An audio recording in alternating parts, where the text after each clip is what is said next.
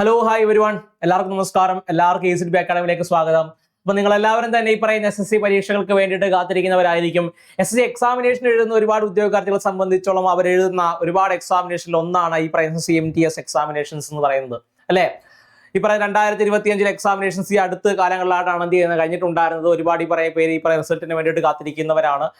June മാസങ്ങളിൽ മറ്റുമായിട്ട് ഈ പറയുന്ന റിസൾട്ട് മറ്റു കാര്യങ്ങൾ എന്ത് ചെയ്യും അതിന്റെ ഭാഗമായിട്ട് വരുന്നതായിരിക്കും. അതേപോലെ തന്നെ ജൂൺ മാസം കഴിഞ്ഞ് ഒരു ഓഗസ്റ്റ് മാസം അടുക്കുമ്പോഴത്തേക്കും ഈ പറയുന്ന ജൂലൈ ഓഗസ്റ്റ് മാസങ്ങളിലേക്ക് അടുത്ത MDSന്റെ എന്ത് ചെയ്യും ഈ പറയുന്ന രീതിയിൽ നോട്ടിഫിക്കേഷൻസ് വരും. അതിനുശേഷം അതിന്റെ എക്സാമിനേഷൻ മറ്റു എന്ത് ചെയ്യും അത് കണ്ടക്ട് ചെയ്യുന്നതായിരിക്കും. അപ്പം അത്ര പ്രതീക്ഷകളാണ് എന്ത് ചെയ്യുന്നത് പൊതുവെ ഈ പറയുന്ന എല്ലാവരും പങ്കുവെക്കുന്നത് എന്നുള്ളതാണ്. അപ്പം ഒരു MDS പോലെ പരീക്ഷ, പ്രധാനമായിട്ട് SSC പോലെ പരീക്ഷ എന്ന് പറയുന്നത് ഒരുപാട് നാൾ ഈ പറയുന്ന രീതിയിൽ നമ്മൾ ഈ പറയുന്ന രീതിയിൽ സമയം സ്പെൻഡ് ചെയ്ത് വളരെ പ്രിസൈസ് ആയിട്ട് ഈ പറയുന്ന കാര്യങ്ങളൊക്കെ മനസ്സിലാക്കി, അല്ലെ? ഈ പറഞ്ഞ രീതിയിൽ എന്ത് ചെയ്യണം, പ്രിസൈസ് വളരെ ആക്യുറേറ്റ് ആയിട്ട് കാര്യങ്ങൾ മനസ്സിലാക്കി ഈ പറഞ്ഞ രീതിയിൽ ഉത്തരങ്ങൾ നൽകുകയും നെഗറ്റീവ് കുറയ്ക്കുകയും, അല്ലെ?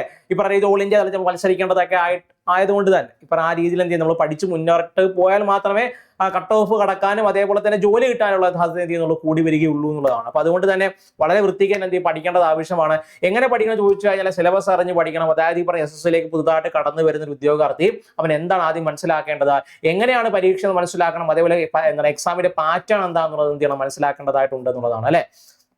നിങ്ങൾക്ക് എല്ലാവർക്കും അറിയാം ഈ പറയുന്ന മൾട്ടി ടാസ്കിങ് സ്റ്റാഫ് പ്രധാനമായിട്ട് അടങ്ങുന്നതെന്ന് പറയുന്നത് നമ്മൾ കഴിഞ്ഞ വീഡിയോയിൽ പറഞ്ഞ പോലെ തന്നെ ഈ പറയുന്ന മൾട്ടി ടാസ്കിങ് സ്റ്റാഫിന്റെ കീഴിൽ തന്നെയാണ് ഈ പറയുന്ന ഹവിൽദാർ മറ്റു കാര്യങ്ങൾ എന്ത് ചെയ്യുന്നത് വരുന്നത് എന്നുള്ളതാണ്, അല്ലെ? Multi tasking staff MTS and havildar എന്ന് പറഞ്ഞാണ് എപ്പോഴും വരുന്നത്, അല്ലെ? MTS ആൻഡ് ഹവിൽദാർ എന്ന് പറഞ്ഞാണ് എന്ത് ചെയ്യുന്നത് നോട്ടിഫിക്കേഷൻ വരുന്നത് എന്നുള്ളതാണ്. ഈ ഹവിൽദാർ എന്ന് പറയുന്ന പോസ്റ്റ് എന്ന് പറയുന്നത് ഈ പറയുന്ന central bureau of indirect taxes and കസ്റ്റംസിലേക്കും സെൻട്രൽ ബ്യൂറോ ഓഫ് നർക്കോട്ടിക്സിലേക്കുമാണ് എന്ത് ചെയ്യുന്നത് പൊതുവെ എന്ത് ചെയ്യുന്ന ആളുകളെ എടുക്കുന്നത് എന്നുള്ളതാണ്. അപ്പം നല്ലൊരു ജോലി തന്നെയാണ്. ഒരുപാട് പേര് ഈ പറയുന്ന എന്താണ് ഈ പറയുന്ന ഒരു യൂണിഫോം ഒക്കെ ഇട്ട് കാക്കിയൊക്കെ ഇട്ട് ജോലി ചെയ്യാൻ വേണ്ടി ആഗ്രഹിക്കുന്നവരൊക്കെ ആണെങ്കിൽ നല്ലൊരു ജോലിയും കൂടിയാണ് അത് എന്താണ് ഈ പറയുന്ന ഹവിൽദാർ എന്ന് പറയുന്നത്. അപ്പൊ ഈ പറയുന്ന SSCയുടെ വെബ്സൈറ്റിൽ വന്നിരിക്കുന്ന അവരുടെ കലണ്ടർ അടിസ്ഥാനപ്പെടുത്തി നോക്കുകയാണെങ്കിൽ അവർ പറയുന്ന അനുസരിച്ചായിരുന്നെങ്കിൽ 30/6/2026 നോട്ടിഫിക്കേഷൻ വരികയും 31/7/2026 ലാസ്റ്റ് ഡേറ്റ് ആവുകയും സെപ്റ്റംബർ നവംബർ മാസങ്ങളിലായിട്ട് അവർ എക്സാമിനേഷൻ നടത്തുകയും ചെയ്യുമായിരുന്നു എന്നുള്ളതായിരുന്നു, അല്ലെ? ഇപ്പൊ പറയുന്നത് ജനുവരി, ഫെബ്രുവരി, മാർച്ച്, ഏപ്രിൽ, മെയ്, ജൂൺ, അതായത് ഈ പറഞ്ഞ ജൂൺ മാസത്തിലൂടെ നോട്ടിഫിക്കേഷൻ വരണമെന്നാണ് അവർ പറയുന്നത്. പക്ഷേ നമുക്ക് ഈ പറയുന്ന രീതിയിൽ നമുക്ക് അറിയാം SSCയോട് ബന്ധപ്പെട്ട ഒരുപാട് പ്രശ്നങ്ങൾ കാണും. അപ്പൊ അതുകൊണ്ട് തന്നെ അവർക്ക് ഈ പറയുന്ന രീതിയിൽ പറഞ്ഞ ദിവസങ്ങളിൽ തന്നെ നോട്ടിഫിക്കേഷൻ ഇറക്കാൻ പറ്റിയെന്ന് വരത്തില്ല, അല്ലെ? നിങ്ങൾക്കറിയാം ഈ പറയുന്ന രീതിയിൽ അവർ കലണ്ടർ പറഞ്ഞ അടിസ്ഥാനത്തിലാണെങ്കിൽ ചെറിയ വ്യത്യാസങ്ങളൊക്കെ വന്നിട്ടുണ്ടെങ്കിൽ അവർ ഈ പറയുന്ന രീതിയിൽ കമ്പൈൻഡ് ഹിന്ദി ട്രാൻസ്ലേറ്റേഴ്സിന്റെ എന്ത് ചെയ്യുന്നു ഇറക്കിയിട്ടുണ്ടായിരുന്നു, സ്റ്റെനോഗ്രാഫറിന്റെ ഇറക്കിയിട്ടുണ്ടായിരുന്നു, സെലക്ഷൻ പോസ്റ്റിന്റെ ഒക്കെ നോട്ടിഫിക്കേഷൻ തീരുന്നു അവർ ഇറക്കിയിട്ടുണ്ടായിരുന്നു. പ്രധാനമായിട്ട് ഇപ്പോൾ ഹോൾഡ് ചെയ്ത് വെച്ചിരിക്കുന്ന കുറച്ച് നോട്ടിഫിക്കേഷൻസ് എന്ന് പറയുന്നത് CGL ആ ഒരു പരീക്ഷയൊക്കെ തന്നെയാണ് എന്ത് ചെയ്യുന്നത് നോട്ടിഫിക്കേഷൻ വരേണ്ട സമയം കഴിഞ്ഞിട്ട് എന്ത് ചെയ്യുന്നത് ഈ പറയുന്ന രീതിയിൽ നോട്ടിഫിക്കേഷൻ വരാതിരിക്കുന്ന എക്സാമിനേഷൻ എന്ന് പറയുന്നത്. പക്ഷേ MDS എന്നൊക്കെ പറയുന്ന എക്സാമിനേഷൻ നമുക്ക് എന്ത് ചെയ്യാൻ പറ്റും ഈ പറയുന്ന രീതിയിൽ ഒരു ഓഗസ്റ്റ് ആ മാസത്തിന് മുമ്പായിട്ട് തന്നെ എന്തായാലും ഓഗസ്റ്റിന് മുമ്പായിട്ട് നമുക്ക് എന്ത് പ്രതീക്ഷിക്കും ഈ പറയുന്ന രീതിയിൽ MDS പ്രതീക്ഷിക്കാൻ വേണ്ടിയിട്ട് എന്ത് ചെയ്യാൻ പറ്റും സാധിക്കും എന്നുള്ളതാണ്. അപ്പൊ അതിനൊക്കെ മുമ്പായിട്ട് തന്നെ നമുക്ക് എന്തും വരാൻ വേണ്ടി പറ്റും. നമ്മൾ ഈ 2025 നോട്ടിഫിക്കേഷൻ വന്ന് 2026 എഴുതിയിട്ടുണ്ടായിരുന്ന MDSന്റെ എന്താണ് ഈ പറയുന്ന റിസൾട്ട് നമുക്ക് എന്ത് ചെയ്യാൻ പറ്റും പ്രതീക്ഷിക്കാൻ വേണ്ടി പറ്റും. ഈ പറയുന്ന റിസൾട്ട് നമുക്ക് എന്ത് ചെയ്യാൻ പറ്റും ഈ വരുന്ന മാസങ്ങളിൽ ജൂൺ ജൂലൈ മാസങ്ങളിലായിട്ട് നമുക്ക് എന്ത് പ്രതീക്ഷിക്കാം MDSന്റെ റിസൾട്ട് നമുക്ക് പ്രതീക്ഷിക്കാൻ വേണ്ടി പറ്റുന്നുള്ളതാണ്. അപ്പം പരീക്ഷയ്ക്ക് പഠിച്ചു തുടങ്ങുന്ന ഒരു ഉദ്യോഗാർത്ഥിയെ സംബന്ധിച്ച് അവർ ഈ പറയുന്ന രീതിയിൽ വെറുതെ ഈ പറയുന്ന ഒരു ആക്യുറസി മാത്രം കൊണ്ടുവന്ന് മാത്രം പോരാ, എന്തും അവൻ എന്ത് ചെയ്യാൻ ബിൽഡ് ചെയ്തെടുക്കേണ്ടതായിട്ട് വരും. ഈ പറയുന്ന രീതിയിൽ സ്പീഡും ബിൽഡ് ചെയ്തെടുക്കേണ്ടതായിട്ട് വരും എന്നുള്ളത് വളരെ ഇമ്പോർട്ടന്റ് ഒരു കാര്യം തന്നെയാണ്, അല്ലെ? ഒരു പരീക്ഷയ്ക്ക് ചെന്നിരിക്കുമ്പോൾ മറ്റു ഈ പറയുന്ന രീതിയിൽ PSC പോലെ UPSC പരീക്ഷ അല്ല ഈ പറയുന്ന SSCയുടെ പരീക്ഷ എന്ന് പറയുന്നത് OMR ടെസ്റ്റ് അല്ല, പ്രധാനമായിട്ടും കമ്പ്യൂട്ടർ ബേസ്ഡ് ടെസ്റ്റ് ആണ്. അപ്പൊ അതുകൊണ്ട് തന്നെ നിങ്ങൾ ഈ പറയുന്നത് പേന കറുപ്പിക്കാനുള്ള സമയം അവിടെ എടുക്കുന്നില്ല. നിങ്ങൾ പ്രധാന ഉത്തരം കണ്ടെത്തുക, ക്ലിക്ക് ചെയ്യുക, നെക്സ്റ്റ് കൊടുക്കുക, പോവുക എന്നുള്ളത് മാത്രമേ ഉള്ളൂ, അല്ലെ? അപ്പൊ ആ ഒരു സമയത്തിനുള്ളിൽ അത് മാത്രമല്ല ഈ പറയുന്ന രീതിയിൽ SSCയിൽ ഈ പറയുന്ന പല പരീക്ഷകളിലും സെക്ഷണൽ ടൈമിംഗ് കൊണ്ടുവരുന്ന സമയം കൂടിയാണ്. നമ്മൾ അത് CPOയുടെ സമയത്ത് കണ്ടതാണ്. പക്ഷേ ഈ പറയുന്ന രീതിയിൽ പൊതുവെ ഈ പറയുന്ന എന്താണ് SSCയുടെ പരീക്ഷകളിൽ മോഡിഫിക്കേഷൻ കൊണ്ടുവരുന്നത് സെലക്ഷൻ പോസ്റ്റിലൂടെ തന്നെയാണ്. അപ്പൊ സെലക്ഷൻ പോസ്റ്റിൽ എന്തുണ്ടായിരുന്നു ഈ പറയുന്ന രീതിയിൽ സെക്ഷണൽ ടൈമിംഗ് കൊണ്ടുവന്നിട്ടുണ്ടായിരുന്നു. അത് കഴിഞ്ഞ് വരുന്ന പരീക്ഷകൾ നമുക്ക് എന്ത് കാണാൻ വേണ്ടി പറ്റുന്നുണ്ട് ഈ പറയുന്ന രീതിയിൽ സെക്ഷണൽ ടൈമിംഗ് കാണാൻ വേണ്ടി പറ്റുന്നു. അപ്പൊ അതൊക്കെ ഒരു മനസ്സിൽ വെച്ചുകൊണ്ട് വേണം പരീക്ഷകൾക്ക് വേണ്ടി തുടങ്ങുക. അതായത് ഓരോ സെക്ഷനും ഈ പറഞ്ഞ രീതി എന്ത് ചെയ്യും ടൈമിംഗ് മറ്റു കാര്യങ്ങൾ നമുക്ക് വരുന്ന പരീക്ഷകൾ പ്രതീക്ഷിക്കാം. ഓക്കെ, ഉറപ്പ് പറയാൻ വേണ്ടി പറ്റത്തില്ല. പക്ഷേ ഉറപ്പ് പറയാൻ വേണ്ടി പറ്റത്തില്ലെങ്കിൽ ഈ പറയുന്ന രീതി പ്രതീക്ഷ ഒരിക്കലും കളയാൻ വേണ്ടി പറ്റത്തില്ല. കാരണം ഈ പറയുന്ന രീതിയിൽ സെലക്ഷൻ പോസ്റ്റിൽ വരുന്ന മാറ്റങ്ങളല്ലാതെ തന്നെ പിൽക്കാലത്ത് വരുന്ന പരീക്ഷ നമുക്ക് കാണാൻ വേണ്ടി പറ്റുമെന്നുള്ളതായിരുന്നു, അല്ലെ? അപ്പൊ ഈ പറയുന്ന സിലബസ് എന്താ നോക്കിക്കഴിഞ്ഞാൽ നമുക്ക് കാണാൻ വേണ്ടി പറ്റുന്നത് പൊതുവെ ഈ പറയുന്ന SSC MDSന്റെ ഒരു എക്സാം പാറ്റേൺ എന്ന് പറയുന്നത് എക്സാം പാറ്റേൺ അവിടെ മുന്നിലുള്ളത്. അതായത് 2 സെക്ഷനിലായിട്ടാണ് എക്സാം നടക്കുന്നത്. ഫസ്റ്റ് സെക്ഷൻ എന്ന് പറയുന്നത് കൺസിസ്റ്റിംഗ് ഓഫ് മാത്തമാറ്റിക്സ്. അതായത് ഈ മാത്തമാറ്റിക്സ് ഉദ്ദേശിക്കുന്നത് ക്വാണ്ടിറ്റേറ്റീവ് ആപ്റ്റിറ്റ്യൂഡുള്ള ഈ പറയുന്ന കണക്കുകളാണ്. അതായത് numerical and mathematical ability check ചെയ്യുന്ന ഒരു ഭാഗമുണ്ട്.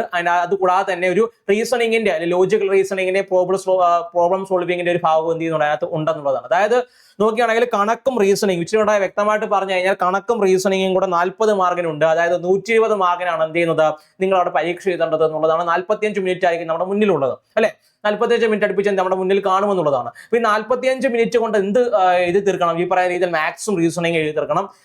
അഥവാ ഈ പറയുന്ന രീതിയിൽ സെക്ഷണൽ ടൈമിംഗ് ഇതിനെ കാണുമോ എന്നുള്ള വളരെ സംശയമാണ്. ഈ പറയുന്ന MDSനൊക്കെ കാണുന്നത് സംശയമാണ്. ഓക്കെ, അല്ലാത്ത പക്ഷേ ഈ പറയുന്ന ഇതേക്കെ രീതിയിൽ തന്നെയായിരിക്കും. ഈ പറയുന്ന രീതിയിൽ 20 ചോദ്യം, അതായത് ഈ പറയുന്ന കണക്കിന് 20 ചോദ്യം 60 മാർക്ക് കാണും. അതായത് ഒരു ചോദ്യത്തിന് ഒരു ക്വസ്റ്റിന് 3 മാർക്ക് വെച്ചായിരിക്കും എന്ത് ചെയ്യുന്നത് വരുന്നത്. റീസണിങ്ങിനും അതേപോലെ തന്നെയാണ് അല്ലെ. റീസണിങ്ങിന് അതേപോലെ തന്നെയാണ് 20 മാർക്കിന്റെ 20 ചോദ്യം കാണും. എന്താണ് ഒരു ചോദ്യത്തിന് 3 മാർക്ക് വെച്ചിട്ട് 60 മാർക്ക് ആയിരിക്കും ഉണ്ടായിരിക്കും. അതായത് 40 മാർക്കിന് 170 മാർക്കാണ്. പക്ഷെ എല്ലാവരും അത്യാവശ്യം കണക്ക് അറിയാവുന്ന റീസണിങ് അറിയാവുന്നവരെല്ലാവരും 170 ചിലപ്പം 120 മേടിക്കുന്നവരുണ്ട്, 110 മേടിക്കുന്നവരുണ്ട് അല്ലെ. പക്ഷെ അതിനകത്തൊരു കാര്യം എന്താണെന്ന് ചോദിച്ചു കഴിഞ്ഞാൽ MDSനകത്ത് ഈ പറയുന്ന 120 170 മേടിക്കുക എന്നുള്ളതല്ല. ഇതെന്ന് പറയുന്നത് ഒരു ക്വാളിഫൈങ് നേച്ചർ ആണെന്നുള്ളതാണ് കേട്ടോ. ഒരു ക്വാളിഫൈങ് നേച്ചർ ആണെന്ന് പറയുന്നത് സെക്ഷൻ 1 എന്ന് പറയുന്നത്. അതായത് നിങ്ങളുടെ ജോലി കിട്ടുമോ ഇല്ലയോ എന്ന് നിങ്ങൾക്ക് തീരുമാനിക്കുന്നത് എന്താണെന്ന് ചോദിച്ചാൽ സെക്ഷൻ 2 ആണെന്നുള്ളതാണ്. അതായത് ജനറൽ അവയർനെസ്സും ഇംഗ്ലീഷിലെ നിങ്ങളുടെ പരിജ്ഞാനമാണ് നിങ്ങളെ ആ ജോലിയിലേക്ക് എത്തിക്കുന്നത് എന്നുള്ളതാണ്. മറ്റു പരീക്ഷകളെ പോലെ അല്ല. കണക്കിന്റെയും റീസണിങ്ങിന്റെയും മാർക്ക് എന്ന് പറയുന്നത് പ്രധാനമായിട്ടും കൂട്ടുന്നത് നിങ്ങൾക്ക് അത് ക്വാളിഫൈ ചെയ്യുന്നുണ്ടോ എന്നുള്ളത് മാത്രമാണ് അല്ലെ. ഒരു ക്വാളിഫൈങ് മാർക്ക് ഫിക്സ് ചെയ്യും. ആ ക്വാളിഫൈങ് മാർക്ക് കൊണ്ടോ എന്നുള്ളതാണ്. അതിന് മുകളിൽ എന്ത് മേടിച്ചാലും അത് എന്തിലേക്ക് കൂട്ടില്ല, സെക്ഷൻ 2ലേക്ക് കൂട്ടത്തില്ല. സെക്ഷൻ 2ലെ മാർക്കാണ് എന്ത് ചെയ്യുന്നത് പ്രധാനമായിട്ടും കട്ട് ഓഫിന് എടുക്കുന്നത്. കാരണം നിങ്ങൾ നോക്കിയ സെക്ഷൻ 2വിനകത്ത് പ്രധാനമായിട്ടുള്ളത് ജനറൽ അവയർനെസ് ആണ്. അതായത് ഹിസ്റ്ററിയും ജോഗ്രഫിയും പൊളിറ്റിയും സയൻസും എല്ലാം അടങ്ങുന്ന ജനറൽ അവയർനെസ് ആണ് ഒന്നെന്ന് പറയുന്നത്. രണ്ടാമത്തേത് എന്ന് പറയുന്നത് എന്താണത് ഇംഗ്ലീഷ് കോംപ്രിഹെൻഷൻ ആണ്. ഇംഗ്ലീഷ് കോംപ്രിഹെൻഷനും ആ ലാംഗ്വേജുമായി ബന്ധപ്പെട്ട ചോദ്യങ്ങളാണ്. 25 ചോദ്യങ്ങളിലായിട്ട് 2 സെക്ഷനിലായിട്ട് 25 വെച്ച് 50 ചോദ്യങ്ങൾക്കായിട്ട് 3 മാർക്ക് വെച്ചിട്ട് എന്താണ് 150 എന്താണ് ഒരു ചോദ്യത്തിന് 3 മാർക്ക് വെച്ച് 50 ചോദ്യത്തിന് എന്താണ് 150 മാർക്കിനാണ് എന്ത് ചെയ്യുന്നത് പരീക്ഷ. സത്യം പറഞ്ഞാൽ ഈ 150 മാർക്കിനാണ് പരീക്ഷ എന്ന് പറയുന്നത്. ഈ 150 മാർക്കിൽ ഏറ്റവും മാക്സിമം സ്കോർ ചെയ്യാൻ വേണ്ടി പറ്റുന്നവനായിരിക്കും ജോലിയിലേക്ക് കടന്നു വരാൻ വേണ്ടിയിട്ട് എന്ത് ചെയ്യുന്നത് സാധ്യത ഏറെ ഉള്ളത് എന്നുള്ളതാണ് സത്യസന്ധമായ കാര്യം എന്ന് പറയുന്നത് കേട്ടോ. ഇനി അതിന്റെ സിലബസിലേക്ക് പോവുകയാണെങ്കിൽ നമുക്ക് കാണാൻ വേണ്ടി പറ്റുന്നത് ന്യൂമറിക്കൽ ആൻഡ് മാത്തമാറ്റിക്കൽ എബിലിറ്റി. അതിനകത്ത് ഈ പറയുന്ന രീതിയിൽ ഞാൻ പറഞ്ഞ പോലെ തന്നെ whole number, LCM, HCF, decimal and fraction, numbers, fundamental arithmetic operations, board മാസോട് ബന്ധപ്പെട്ട് നമ്മൾ ഈ പറഞ്ഞ രീതിയിൽ എന്ത് ചെയ്യുന്നത് പഠിക്കുന്ന സിംപ്ലിഫിക്കേഷൻ പോലുള്ള കാര്യങ്ങളൊക്കെ ആയിരിക്കും പൊതുവെ അതിനകത്ത് വരുന്നത്. Percentage, ratio, proportion, work and time, direct and inverse proportions, average, simple interest, profit and loss, discount, area and perimeter of basic geometry figures, distance and time, lines and angles, interpretation of simple graphs and data, square and square roots എന്ന് പറയുന്ന വളരെ ചെറിയൊരു പാഠഭാഗമാണ് ഈ പറഞ്ഞ മാത്സുമായിട്ട് ബന്ധപ്പെട്ട് വരുന്നത്. റീസണിലേക്ക് വരുവാണെങ്കിൽ പ്രധാനമായിട്ടും നമ്മുടെ ഈ പറഞ്ഞ എന്താണ് ലേണിംഗ് എബിലിറ്റി മറ്റു കാര്യങ്ങൾ ചെക്ക് ചെയ്യുന്ന, അതായത് ഇപ്പൊ ഡയറക്ഷൻസ്, അതേപോലെ തന്നെ coding and decoding, alpha numeral series, അതേപോലെ തന്നെ analogy, similarities and differences, jumbling, problem solving, analysis, non verbal reasoning, diagrams, age calculations, calendar and clock എന്നീ പറഞ്ഞ ഭാഗങ്ങളാണ് എന്ത് ചെയ്യുന്നത് റീസണിങ്ങിനകത്ത് എന്ത് ചെയ്യുന്നത് വരുന്നത് എന്നുള്ളതാണ്. ജനറൽ അവയർനെസ്സിലേക്ക് കടക്കുകയാണെങ്കിൽ പ്രധാനമായിട്ട് ആർട്ട്, കൾച്ചർ, സിവിക്സ് എന്ന് പറയുന്നത് ഒഴിവാക്കാൻ പറ്റാത്ത ഭാഗമാണ്. കൂടാതെ തന്നെ ഹിസ്റ്ററി വലിയൊരു പങ്ക് വഹിക്കുന്നുണ്ട്. ജോഗ്രഫി, എക്കണോമിക്സ്, തീർച്ചയായിട്ടും എക്കണോമിക്സ് പൊളിറ്റി എന്നൊക്കെ പറയാൻ തീർച്ചയായിട്ടും ചോദ്യങ്ങൾ വരുന്ന ഭാഗം കൂടിയാണ് അല്ലെ. General science, environment studies up to the 10th standard. പ്രധാനമായിട്ടും ഈ MDSനൊക്കെ പഠിച്ചിരുന്ന ഉദ്യോഗാർത്ഥി അവനെ പ്രധാനമായിട്ട് ഈ പറയുന്ന 10ാം ക്ലാസ് വരെയുള്ള NCERT ടെക്സ്റ്റ് ബുക്ക് വെച്ചുമായിരിക്കും എന്ത് ചെയ്യുന്നത് പഠിക്കുന്നത്. അതായിരിക്കും ഇച്ചിരി കൂടി ഉപകാരപ്രദമാകുന്നത്. ക്വസ്റ്റ്യൻ എന്ന് പറയുന്നത് ഏകദേശം NCERT ബേസ് ചെയ്തൊക്കെ ആയിരിക്കും എന്ത് ചെയ്യുന്നത് പൊതുവെ ചോദ്യങ്ങൾ വരുന്നത് അല്ലെ. അപ്പൊ അതൊക്കെ ചെന്ന് പഠിക്കുന്നത് നല്ലൊരു രീതിയിൽ മാർക്ക് സ്കോർ ചെയ്യാൻ വേണ്ടിയിട്ട് എന്ത് ചെയ്യാം നമ്മളെ സഹായിക്കും എന്നുള്ളതാണ് കേട്ടോ. അത് കഴിഞ്ഞ് ഇംഗ്ലീഷിലേക്ക് വരികയാണെങ്കിൽ ഇംഗ്ലീഷിൽ പ്രധാനമായിട്ട് ഈ പറയുന്നത് English languages, vocabulary, grammar, sentence structure, synonym, antonym and it's correct usage, and it test the comprehension. A simple paragraph may be given and question based on the paragraph to be asked എന്ന് പറഞ്ഞു കൊടുത്തിട്ടുണ്ട്. പ്രധാനമായിട്ട് ഈ പറയുന്ന ഇംഗ്ലീഷിനകത്ത് എന്താണ് ബന്ധപ്പെട്ടിരുന്ന ഗ്രാമറും അതേപോലെ തന്നെ ഈ പറയുന്ന രീതിയിൽ കോംപ്രിഹെൻഷനും ഈ പറയുന്ന സിനോണിം, ആന്റണിം, അതേപോലെ തന്നെ ഈ പറയുന്ന രീതിയിൽ എന്താണ് ഈ ഇന്നും ഫോർ അതേപോലെ സംവിധാനങ്ങളൊക്കെ എന്ത് ചെയ്യുന്നത് കൊടുത്ത് ഈ പറയുന്ന രീതിയിൽ സെന്റൻസ് കംപ്ലീറ്റ് ചെയ്യുന്ന ഭാഗങ്ങളൊക്കെയാണ് പൊതുവെ എന്ത് ചെയ്യുന്നത് വരുന്നത് എന്നുള്ളതാണ് അല്ലെ. അപ്പൊ അതൊക്കെ എന്ത് ചെയ്യുക, നല്ല രീതിയിൽ പഠിച്ചു കഴിഞ്ഞാൽ ഈ പറയുന്ന സ്കോർ ചെയ്യുക എന്ന് പറയുന്നത്, ഈ ഒരു MDS പരീക്ഷയ്ക്ക് സ്കോർ ചെയ്യുക എന്ന് പറയുന്നത് നിങ്ങൾ ഉദ്ദേശിക്കുന്ന പോലെ 150 മാർക്കിനകത്ത് 90 മേടിക്കുക എന്നുള്ളതല്ല. അതായത് പ്രധാനമായിട്ടൊരു കട്ട് ഓഫ് എന്ന് പറയുന്നത് 120 മുകളിൽ ഒരു ജനറൽ കാറ്റഗറിയിൽ പെടുന്ന വ്യക്തിയാണെങ്കിൽ, ഒരു ജനറൽ കാറ്റഗറിയിൽ നിന്ന് വരുന്ന ഒരു വ്യക്തിയാണ് നിങ്ങളെങ്കിൽ ഒരു 120 മുകളിൽ സ്കോർ ചെയ്യാൻ വേണ്ടി ശ്രമിക്കുക എന്നുള്ളത്. ഒരു ജനറൽ കാറ്റഗറിയിൽ നിന്ന് വരുന്ന ഒരു ഉദ്യോഗാർത്ഥിയെ സംബന്ധിച്ച് അവൻ 120 മുകളിൽ സ്കോർ ചെയ്യുക എന്നുള്ളതാണ് അവന്റെ സേഫ് സ്കോർ എന്ന് പറയുന്നത്. ഓക്കെ, ഓൾ ഇന്ത്യ തലത്തിലുള്ള എക്സാമിനേഷൻ ആണ്, അത്യാവശ്യം വേക്കൻസി ഒക്കെ ഉള്ള എക്സാമിനേഷൻ ആണ്. ഒരുപാടുണ്ടെന്ന് ഞാൻ പറയുന്നില്ല, എന്നിരുന്നാലും അത്യാവശ്യം വേക്കൻസി ഒക്കെ ഉള്ള ഒരു എക്സാമിനേഷൻ കൂടിയാണ്. ഒരുപാട് പേര് എഴുതുന്ന ഒരു എക്സാമിനേഷൻ ആണ്. ഏകദേശം 10ാം ക്ലാസ് ആണ് വിദ്യാഭ്യാസ യോഗ്യതയായിട്ടൊക്കെ എന്ത് ചെയ്യുന്നത് വരുന്നത് എന്നുള്ളതാണ് അല്ലെ. അപ്പൊ അതുകൊണ്ട് തന്നെ 120+ എന്ത് ചെയ്യുക, നിങ്ങൾ മേടിക്കാൻ വേണ്ടി ശ്രമിക്കുക. അതായത് നല്ല രീതിയിൽ ഫോക്കസ് എങ്ങോട്ടേക്ക് കൊടുക്കണം, ഈ പറയുന്ന രീതിയിൽ ജനറൽ അവയർനെസ്സിലേക്ക് ഇംഗ്ലീഷിലേക്കും കൊടുക്കാൻ വേണ്ടി സാധിച്ചു കഴിഞ്ഞാൽ നല്ല രീതിയിൽ നിങ്ങൾക്ക് ഇവിടെ പാസ്സാകാൻ വേണ്ടി പറ്റും. പക്ഷേ ജനറൽ അവയർനെസ് ഇംഗ്ലീഷിൽ മാത്രം നിങ്ങൾ ഈ പറയുന്ന രീതിയിൽ എന്ത് ചെയ്യുക, നല്ല സ്കോറിംഗ് മാർക്ക് മേടിക്കുന്നത്, പക്ഷേ മാത്സിലും റീസണിങ്ങിലും ഈ പറയുന്ന രീതിയിൽ ക്വാളിഫയിങ് മാർക്ക് മേടിച്ചില്ലെങ്കിൽ നിങ്ങൾ എന്ത് ചെയ്യും, ഔട്ട് ആവും. അതുകൊണ്ട് തന്നെ ഈ പറയുന്ന അത്യാവശ്യം ഈ പറയുന്ന രീതിയിൽ ഫോക്കസ് മാത്സിനും റീസണിങ്ങിനും കൊടുത്തതിന് ശേഷം ക്വാളിഫയിങ് മാർക്സ് മേടിക്കാൻ വേണ്ടി ശ്രമിക്കുക. ബാക്കി ഫോക്കസ് എന്തിലേക്ക് കൊടുക്കാൻ വേണ്ടി ശ്രമിക്കുക, ഈ പറയുന്ന ജനറൽ അവയർനെസ്സിലേക്കും അതേപോലെ തന്നെ ആ ഇംഗ്ലീഷിലേക്കും കൊടുക്കാൻ വേണ്ടി ശ്രമിച്ചു കഴിഞ്ഞാൽ അത്ര നല്ല സ്കോർ അവിടെ സ്കോർ ചെയ്യാൻ വേണ്ടിയിട്ട് എന്ത് ചെയ്യാൻ പറ്റും, നല്ല മാർക്ക് അവിടെ സ്കോർ ചെയ്യാൻ വേണ്ടി പറ്റും. അതുവഴി നിങ്ങൾക്ക് എന്ത് ചെയ്യാൻ പറ്റും, ഈ പറയുന്ന രീതിയിൽ റാങ്ക് ലിസ്റ്റ് മുന്നിലേക്ക് എത്താനും എന്ത് ചെയ്യാൻ പറ്റും എന്നുള്ളതാണ്. ഓക്കെ, അപ്പൊ നല്ല രീതിയിൽ നിങ്ങളുടെ ഈ പറയുന്ന പ്രിപ്പറേഷൻസ് ഇവിടുന്ന് സ്റ്റാർട്ട് ചെയ്ത് കഴിഞ്ഞാൽ എന്ത് ചെയ്യാൻ പറ്റും, നോട്ടിഫിക്കേഷൻ വരുന്നതിന് മുമ്പ് പഠിച്ചു തുടങ്ങാൻ വേണ്ടി പറയുന്നത് എന്തിനാ ചോദിച്ചു കഴിഞ്ഞാൽ സിലബസിൽ വലിയ വ്യത്യാസങ്ങൾ വരാൻ വേണ്ടി സാധ്യതയില്ല. പറയുന്ന രീതിയിൽ ടൈമിങ്ങിന്റെയോ അല്ലെങ്കിൽ സെക്ഷണൽ ടൈമിങ്ങിന്റെ ഒക്കെ വ്യത്യാസങ്ങളാണ് പൊതുവെ ഉണ്ടാവാറുള്ളത്.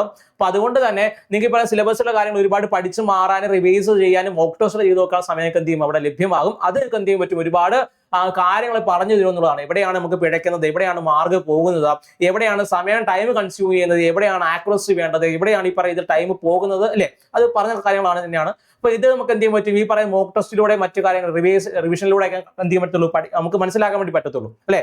പഠിക്കുന്ന ആ സമയത്ത് കിട്ടണമെന്നില്ലത്. ഓക്കെ, അപ്പൊ അതിന് വേണ്ടിയിട്ട് നമുക്ക് പ്രത്യേക സമയം കണ്ടെത്തുക എന്ന് പറയുന്നത് പാടായിരിക്കും. അതുകൊണ്ട് തന്നെ നേരത്തെ പഠിച്ചു തുടങ്ങി കഴിഞ്ഞാൽ അവസാന സമയം എത്തുമ്പോൾ തന്നെ ഈ റിവൈസ് ചെയ്യാനും മോക്ക് ടെസ്റ്റ് ചെയ്യാനും നമുക്ക് എന്ത് ചെയ്യും, സമയങ്ങൾ അവിടെ ലഭ്യമാകും എന്നുള്ളതാണ്. അപ്പൊ ഇനി എങ്ങനെ പഠിച്ചു തുടങ്ങാന്നുള്ള സംശയങ്ങൾ വരാണ്. ഈ പറയുന്ന രീതിയിൽ SSC പോലുള്ള ഒരു പ്ലാറ്റ്ഫോമിലേക്ക് ആദ്യമായിട്ട് കടന്നു വരുന്ന ഒരു ഉദ്യോഗാർത്ഥിയെ സംബന്ധിച്ച് അവൻ എങ്ങനെ പഠിച്ചു തുടങ്ങണോ എന്നുള്ളതോ മറ്റു കാര്യങ്ങളിലോ തടസ്സം നേരിടുന്നവരാണെങ്കിൽ നമ്മൾ ഈ പറയുന്ന SSCക്ക് വേണ്ടിയിട്ട് നമ്മളൊരു ഫൗണ്ടേഷൻ ബാച്ച് നമ്മുടെ ACDB അക്കാഡമി നമ്മൾ എന്ത് ചെയ്യുന്നു, സ്റ്റാർട്ട് ചെയ്തിട്ടുണ്ടായിരുന്നു. ഓക്കെ, അതായത് ഈ പറയുന്ന SSCയിലേക്ക് കടന്ന ഒരു ഉദ്യോഗത്തെ സംബന്ധിച്ച് അവന് വേണ്ടുന്ന ഈ പറയുന്ന കണക്ക്, history, English, geography, mathematics, reasoning ability, English മക്കളുടെ കാര്യങ്ങളെല്ലാം തന്നെ വളരെ ഈ പറയുന്ന ഫൗണ്ടേഷൻ മുതൽ നിങ്ങൾക്ക് വേണ്ട തരത്തിലുള്ള ലെവലിലുള്ള കാര്യങ്ങൾ എന്ത് നമ്മൾ ഇത് പഠിപ്പിച്ചു തരുന്നതായിരിക്കും എന്നുള്ളതാണ്. അതിന്റെ ഭാഗമായിട്ട് സ്ട്രക്ചർ ആണ് എന്ത് ചെയ്യുന്നത്, പതിമേ നമ്മൾ എന്ത് ചെയ്യുന്നത് തയ്യാറാക്കിയിട്ടുള്ള സ്ട്രക്ചർ അടിസ്ഥാനപ്പെടുത്തിയാണ് ക്ലാസ്സുകൾ പോകുന്നത്. ഒരു ഡെയിലി സ്റ്റഡി പ്ലാൻ കാണും, അതിന് കൂട്ടത്തിൽ പറയാൻ ലൈവ് ക്ലാസ്സുകളും കാണും, റെക്കോർഡ് ക്ലാസ്സുകൾക്ക് എന്ത് ലഭ്യമാകുന്നതായിരിക്കും. മോക്ക് ടെസ്റ്റുകൾ കാണും, സ്പെഷ്യൽ കറണ്ട് അഫയർ സെഷൻസ് കാണും, സ്പെഷ്യൽ ടോപ്പിക് സെഷൻസ് കാണും, മെന്റർഷിപ്പ് സപ്പോർട്ട് കാണും. ഇതെല്ലാം കൂടെ അടങ്ങുന്ന സ്പെഷ്യൽ റിവിഷൻ സെക്ഷൻ എല്ലാം കൂടെ അടങ്ങി വരുന്ന ഒരു കംപ്ലീറ്റ് പാക്കേജ് ആണ് എന്ത് ചെയ്യുന്നത് ഈ ഒരു ഫൗണ്ടേഷൻ ബാച്ചിൽ ലഭ്യമാകുന്നത് എന്നുള്ളതാണ്. ഇനി എന്തെങ്കിലും ഡൗട്ട് ഈ പറയുന്ന ബാച്ച് എങ്ങനെയാണ് റൺ ചെയ്യുന്നത്, ഈ പറയുന്ന സിലബസ് എന്തിനെ അടിസ്ഥാനപ്പെടുത്തിയാണ്, നോട്ടുകൾ മറ്റു കാര്യങ്ങൾ എങ്ങനെയാണ്, ഈ പറയുന്ന ക്ലാസ്സുകൾ എങ്ങനെയാണ്, അപ്പോൾ അതുമായിട്ട് ബന്ധപ്പെട്ട എന്തെങ്കിലും ഡൗട്ടോ മറ്റു കാര്യങ്ങളോ ഉണ്ടെങ്കിൽ നിങ്ങൾക്ക് തൊട്ട് താഴെ കാണുന്ന നമ്മൾ വിളിച്ച് എന്ത് ചെയ്യുക, കോൺടാക്ട് ചെയ്ത് കഴിഞ്ഞ് കഴിഞ്ഞാൽ അതുമായിട്ട് ബന്ധപ്പെട്ട നിങ്ങളുടെ സംശയങ്ങളെല്ലാം എന്ത് ചെയ്യും അതോടെ ദൂരീകരിച്ചു തരുന്നതായിരിക്കും. അപ്പോൾ നിങ്ങളുടെ പ്രിപ്പറേഷൻ എങ്ങനെ ചെയ്യണമെന്ന് ചോദിച്ചു കഴിഞ്ഞാൽ ഇപ്പോൾ തന്നെ സ്റ്റാർട്ട് ചെയ്യുക.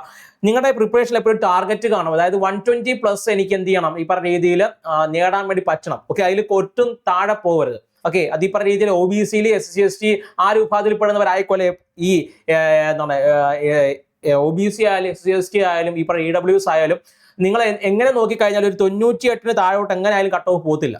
ഓക്കെ, 98 ആ സമയം ST ഈ പറഞ്ഞ 98 ആ ഒരു റേഞ്ച് ഒക്കെ തന്നെ ആയിരിക്കും വരുന്നത്. അപ്പം അതിന് മുകളിലോട്ട് എപ്പോഴും സ്കോർ ചെയ്യാൻ വേണ്ടി ശ്രമിക്കുക. ജനറൽ വിഭാഗത്തിൽപ്പെടുന്ന ആളുകളൊക്കെ ആണെങ്കിൽ നിങ്ങൾ എന്ത് തന്നെ ആയാലും ഈ പറയുന്നത് 120 മുകളിലേക്ക് എന്ത് ചെയ്യുക മേടിക്കാൻ ശ്രമിക്കുന്നത് എപ്പോഴും നന്നായിരിക്കും. അപ്പൊ അതൊരു ടാർഗറ്റ് ആയിട്ട് വെച്ചിട്ട് എന്ത് ചെയ്യുക, പഠനം ഇവിടെ തന്നെ ആരംഭിക്കുക. എന്താണ് ഇപ്പോൾ പറഞ്ഞാൽ നിങ്ങൾക്കൊരു ജോലി 2027 കൂടി തന്നെ ജോലിയാണ് നിങ്ങളുടെ ആഗ്രഹമെങ്കിൽ ഇപ്പോൾ തന്നെ പഠിച്ചു തുടങ്ങുക. പ്രധാനമായിട്ടും നല്ലൊരു പേ സ്കെയിലൊക്കെ ഓഫർ ചെയ്യുന്ന ഒരു ജോലി കൂടിയാണെന്നുള്ളതാണ്.